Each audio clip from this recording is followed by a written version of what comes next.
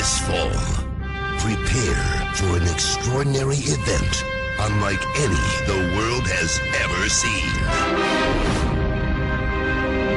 Oh, it's going to be much, much bigger than that. The only people who don't want to disclose the truth are people with something to hide. Well, children across the state recite the Pledge of Allegiance, but that has not been the case in one Seattle school recently. For the past 5 years at John Stanford Elementary, students have not been required to stand up and recite the pledge. But now there is a new principal who says it's time to follow state law, which requires it. Some parents are angry and have gone public with their complaints, saying the pledge should only be taught in history class. I think it's right to make kids sort of, I don't want to use the word brainwash, but it's if you continually make a kid say something over and over again, it kind of becomes like indoctrinating them into something that they may or may not believe in.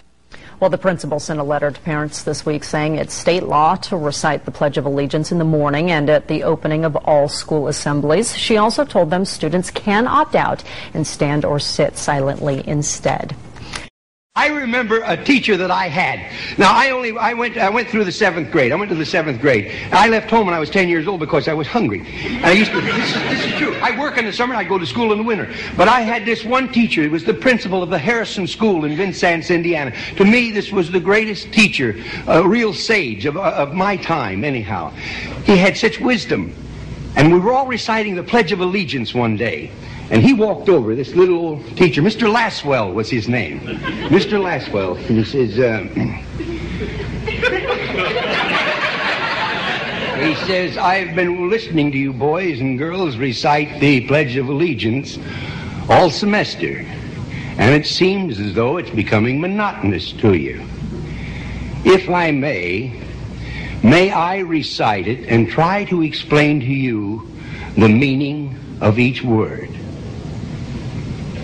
I, me, an individual, a committee of one, pledge, dedicate all of my worldly goods to give without self-pity, allegiance, my love and my devotion to the flag, our standard, Old Glory, a symbol of freedom. Wherever she waves, there's respect, because your loyalty has given her a dignity that shouts freedom is everybody's job. United. That means that we have all come together. States, individual communities that have united into 48 great states. 48 individual communities with pride and dignity and purpose.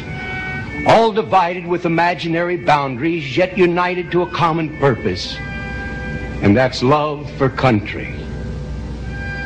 And to the republic,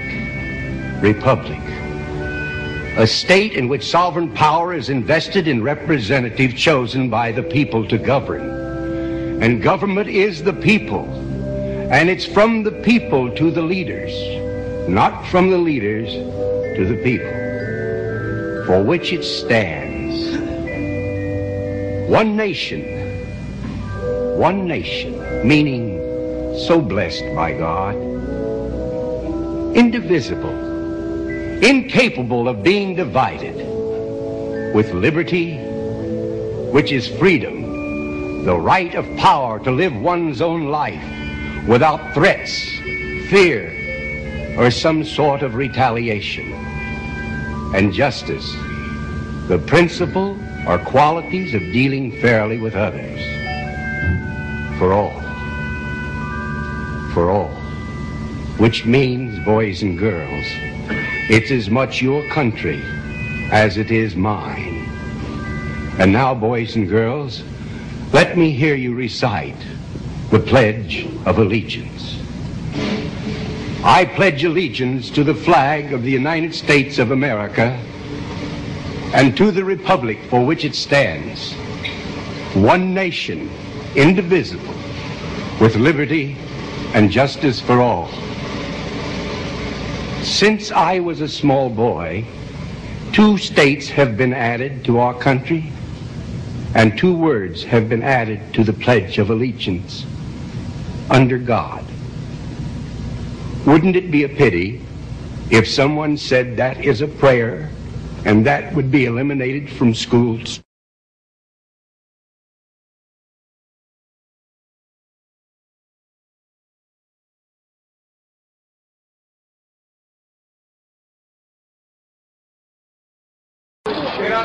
The level. Now, if something were to happen, you can criticize them. People when you make an announcement. Well, we live in a democracy. Right. Do you want information or don't you? Imagine, here was a young girl who was just becoming aware of our democracy.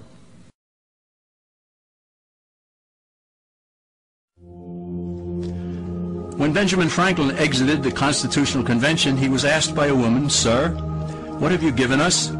His immediate response was, "A republic, ma'am, if you can keep it." Yet most Americans today have been persuaded that our nation's governmental system is a democracy and not a republic. Little smiley face, and here it is again. Special for you, special count for you people that don't believe. Or do believe but don't understand. And say, well, that's not important. Well, it is important, folks. Imagine, here was a young girl who was just becoming aware of our democracy.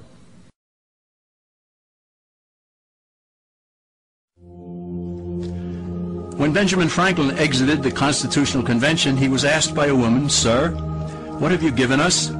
His immediate response was, "A republic, ma'am, if you can keep it." Yet most Americans today have been persuaded that our nation's governmental system is a democracy and not a republic.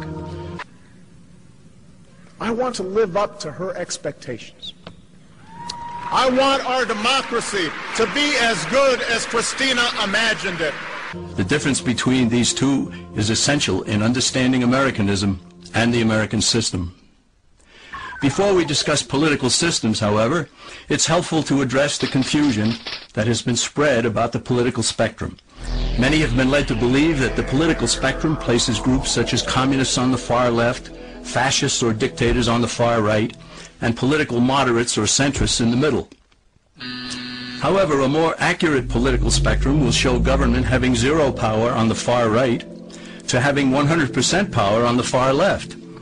At the extreme right, there is no government. The extreme left features total government under such labels as communism, socialism, Nazism, fascism, princes, potentates, dictators, kings, any form of total government. Those who claim that Nazis and fascists are right-wing never define their terms. This amounts to spreading confusion. Toward the middle of the political spectrum can be found the type of government limited to its proper role of protecting the rights of the people. That's where the Constitution of the United States is. Those who advocate such a form of government are really constitutional moderates.